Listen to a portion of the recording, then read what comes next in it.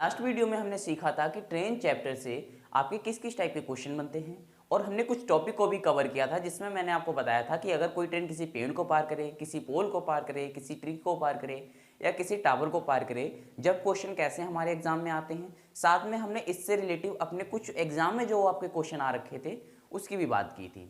उसके बाद हमने बात की थी कि अगर कोई ट्रेन किसी प्लेटफॉर्म को पार करे, किसी ब्रिज को पार करे या किसी टनल को पार करे, जब कॉन्सेप्ट क्या रहता है और इससे रिलेटेड जो क्वेश्चन आपके एग्जाम में पूछे जाते हैं, हमने इस पर भी बात करी थी। आज की वीडियो में हम बात करने वाले हैं कि जब कोई ट्रेन एक दिशा से जा रही हो और दूसरी दिशा से या कोई ट्रेन आ रही हो, कोई आदमी आ रहा हो, यानी जब कोई दो चीज़ें जब गतिमान होती हैं, जब दो ट्रेन गतिमान होती हैं, उस टाइम हमारा क्या कॉन्सेप्ट रहता है, किस किस टाइप से हमारे क्वेश्चन एग्जाम में आते हैं।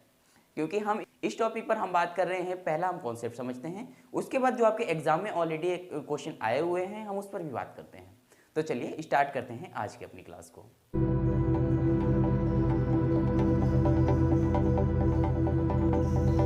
इस टाइप के क्वेश्चंस में जब भी आपसे बोला जाए कि एक गतिमान चीज़ एक दूसरे गतिमान ट्रेन की तरफ या एक गतिमान ट्रेन एक दूसरे गतिमान ट्रेन की तरफ एक अपोजिट दिशा या विपरीत दिशा में आ रही हैं, तो ऐसे क्वेश्चन पे हमेशा हम रिलेटिव स्पीड का यूज़ करते हैं। किसका यूज़ करते हैं? रिलेटिव स्पीड का। यहाँ जो कॉन्सेप्ट लगेगा वो रिलेटिव स्पीड का कॉन्सेप्ट लगेगा। रिलेटिव स्पीड का कॉन्सेप्ट मैंने आपको टाइम स्पीड डिस्टेंस में भी समझाया हुआ है। अगर आप उसे और अच्छे से समझना चाहते हैं तो उसे भी एक बार देख लीजिए, फिर इसे देख लेना। दोनों सेम ही कॉन्सेप्ट होते हैं, बस वहाँ पे हमें क्वेश्चन कुछ और मिल जाता है, यहाँ पे हमें ट्रेन से रिलेटिव क्वेश्चन मिलते हैं। रिलेटिव स्पीड से आपके दो टाइप के क्वेश्चन बनते हैं। पहला जो आपका टाइप बनता है वो होता है सेम डायरेक्शन का। पहला टाइप जो आपका होता है वो होता है सेम डायरेक्शन का, यानी समान दिशा का। पहला जो आपका कॉन्सेप्ट होगा वो समान दिशा का कॉन्सेप्ट होगा। इसमें देखिए हमें कोई भी फॉर्मूला रटना नहीं है, हमें कोई भी फॉर्मूला रटना नहीं है, क्योंकि हम समझेंगे, सीखेंगे, रटेंगे नहीं। कोई भी फॉर्मूला आपको रटना नहीं है।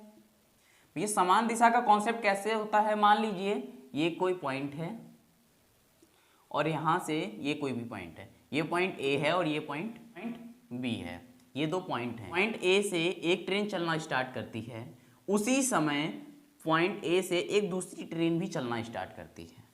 कहने का मतलब एक ही टाइम पर दो ट्रेन पॉइंट बी के लिए चलना प्रारंभ कर देती हैं। किधर के लिए? पॉइंट बी के लिए चलना प्रारंभ कर देती हैं एक ही समय पर। तो बताइए कि इनके बीच का डिफरेंस क्या होगा। अब मैं इसमें कह दूं कि ये जो ट्रेन 1 है, ये ट्रेन 1 है 5 किलोमीटर प्रति घंटे की रफ्तार से चलती है। ये ट्रेन जो 2 है ये 2 किलोमीटर प्रति घंटे की रफ्तार से चलती है।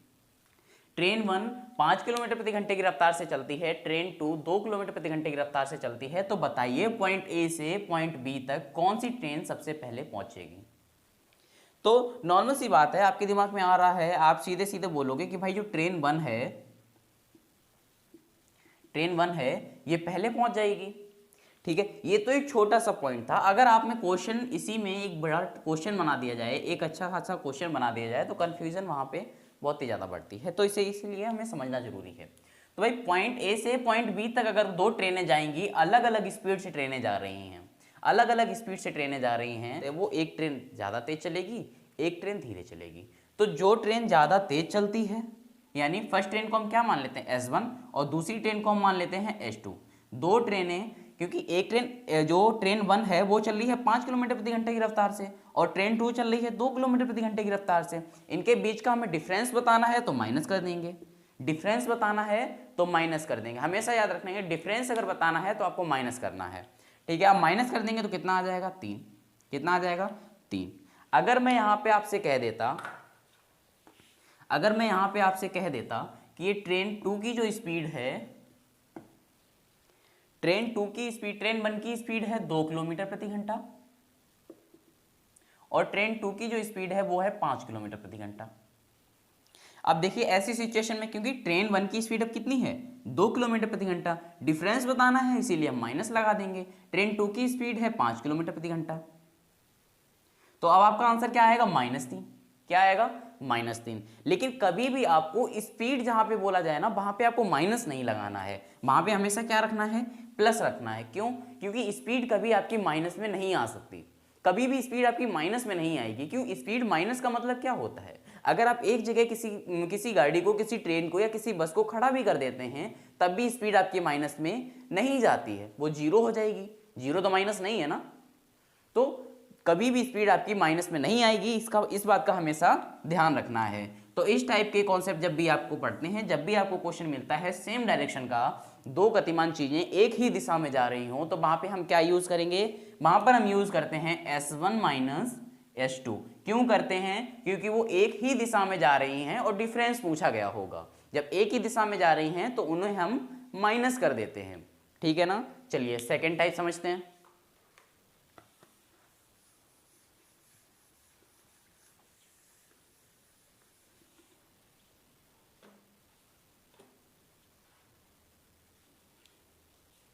सेकेंड टाइप जो हमारा होता है, सेकेंड टाइप होता है हमारा विपरीत दिशा। कौन सा? विपरीत दिशा, यानी अपोजिट डायरेक्शन। कौन सा? Opposite direction.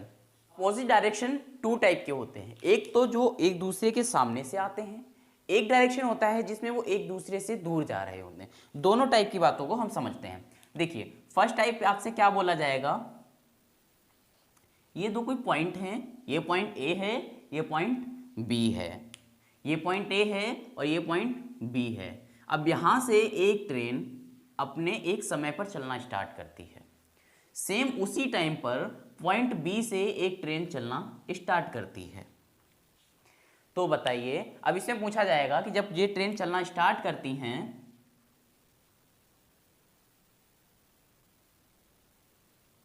तो ये कब मिलेंगी। भाई चलना स्टार्ट किया, अब देखिए ये ट्रेन जा रही है 5 किलोमीटर प्रति घंटा की रफ्तार से और ये ट्रेन जा रही है 2 किलोमीटर प्रति घंटा की रफ्तार से, क्योंकि ये एक ही अपोजिट दिशा में है, ये अपोजिट दिशा में है, ये ए से बी की तरफ जा रही है और ये बी से ए की तरफ आ रही हैं। तो इन्हें क्या हुआ, इनकी स्पीड प्लस हो जाएगी। क्यों हो जाएगी कि भाई मान लीजिए यहां से अगर यहां की दूरी कितनी है 200 मीटर, तो ए से ट्रेन 1 को यहां लिख देते हैं ट्रेन 1 और इसे लिख देते हैं ट्रेन 2। ट्रेन 1 को बी तक पहुंचने के लिए 200 मीटर दूरी को पूरा कवर करना होगा, लेकिन अगर कोई दूसरी ट्रेन पॉइंट बी से ए के लिए आ रही होगी तो ये बीच में ही कहीं पर मिल जाएंगी, बीच में ही कहीं पर मिल जाएंगी। तो इसीलिए क्या होगा भाई, इतनी दूरी इसने कवर कर ली ट्रेन 1 ने, बाद बाकी कुछ दूरी ट्रेन 2 ने कवर कर ली। ट्रेन 2 भी तो बी से ए की तरफ चल रही है ना, तो ये यहाँ पे कहीं पे आकर मिल जाएंगी। तो जब ये मिलेंगी तो वहां पे क्या होगा, इनकी स्पीड प्लस हो गई होगी, क्योंकि इन्होंने पूरी दूरी तो कवर नहीं की, ना ही तो जो ट्रेन 2 थी उसने ए तक आने में पूरी दूरी कवर की, नहीं की। ट्रेन 1 ने ट्रेन बी तक जाने के लिए पूरी दूरी कवर की, नहीं की, क्योंकि एक दूसरे के अपोजिट दिशा से ट्रेनें आ रही थी, इसीलिए वो बीच के कहीं रास्ते में ही मिल गई, कहीं उनका मीटिंग पॉइंट हो गया। तो इस कंडीशन में क्या होती है, हमारी ट्रेन की जो स्पीड होती है वो प्लस हो जाती है। तो मान लेते हैं ट्रेन 1 की स्पीड S1 है माइनस ट्रेन 2 की स्पीड जो है S2 है। S1 की स्पीड क्या है 5 किलोमीटर प्रति घंटा प्लस, और ट्रेन 2 की स्पीड कितनी है 2 किलोमीटर प्रति घंटा। तो टोटल स्पीड क्या हो जाएगी 7 किलोमीटर प्रति घंटा। टोटल स्पीड क्या हो जाएगी 7 किलोमीटर प्रति घंटा, ठीक है ना। एक अपोजिट डायरेक्शन में आपका इस टाइप का क्वेश्चन बनता है। दूसरा अपोजिट डायरेक्शन में ही इसी टाइप से क्वेश्चन सेम होता है, बस आपसे वो बोल देगा कि एक दूसरे से अपोजिट डायरेक्शन को जा रही हैं। मान लीजिए ये कोई पॉइंट है, अब यहां से एक ट्रेन इधर निकल जाती है और एक ट्रेन इधर निकल जाती है, ये भी तो अपोजिट डायरेक्शन है ना। इस टाइम भी तो कोई दूरी को ही तो कवर करेंगी, कोई एक कांस्टेंट दूरी को ही तो कवर करेंगी। मान लीजिए यहाँ पे मैं लिख देता हूं पॉइंट ए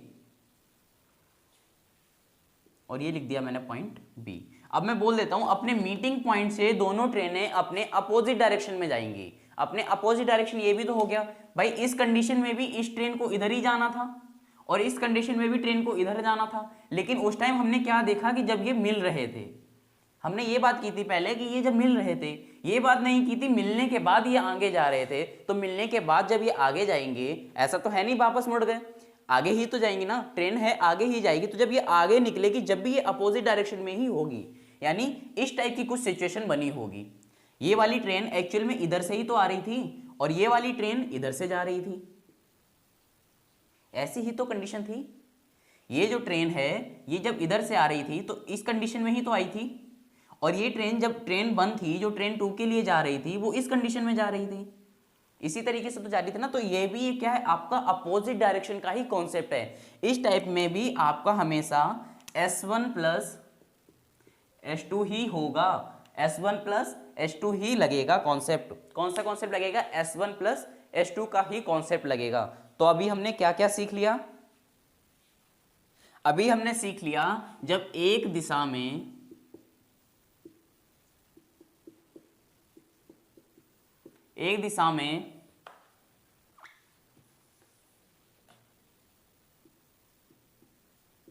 जब एक दिशा में चाल हो।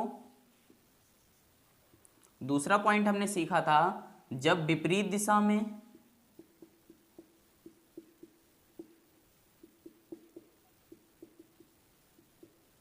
विपरीत दिशा में चाल हो। तो जब एक दिशा में चाल होती थी उस टाइम हम क्या करते थे, S1 माइनस S2, और जब विपरीत दिशा में चालें होती थी तो S1 प्लस S2। दूसरा आप एक नोट पॉइंट डाल दीजिए,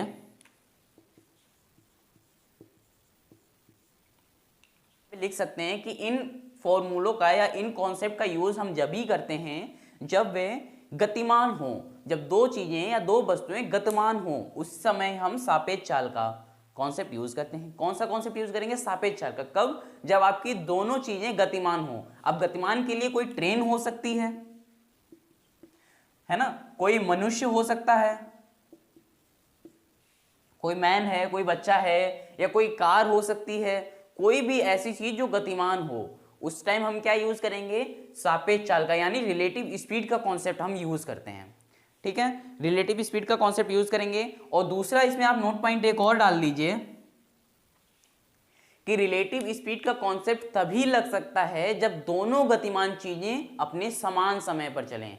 दोनों चीजें अगर जब समान समय पर चलेंगी जब ही हम रिलेटिव स्पीड का कॉन्सेप्ट लगा सकते हैं। जैसे अगर यहां से एक ट्रेन पॉइंट ए से ट्रेन पॉइंट बी तक जाती है और ये निकलती है मान लीजिए 10 बजे, 10 AM को ये निकलती है ट्रेन, और यहां से एक ट्रेन 11 AM को निकलती है।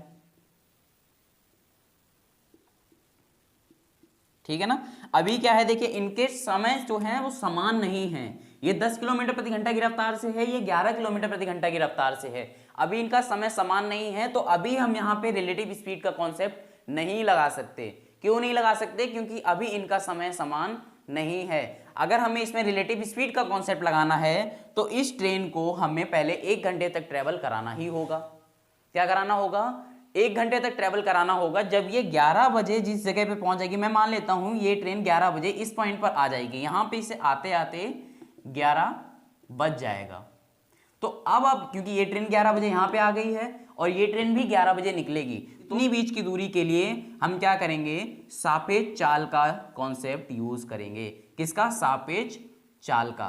तो आप समझ गए सापेक्ष चाल का यूज कब करते हैं, जब दो चीजें गतिमान होती हैं। सापेक्ष चाल का कॉन्सेप्ट कब लगता है, जब दोनों चीजों गतिमान चीजों का समय समान होता है। अगर इनमें से एक भी चीज मैच नहीं हो रही है तो वहां पर आप रिलेटिव स्पीड का कॉन्सेप्ट नहीं लगा सकते।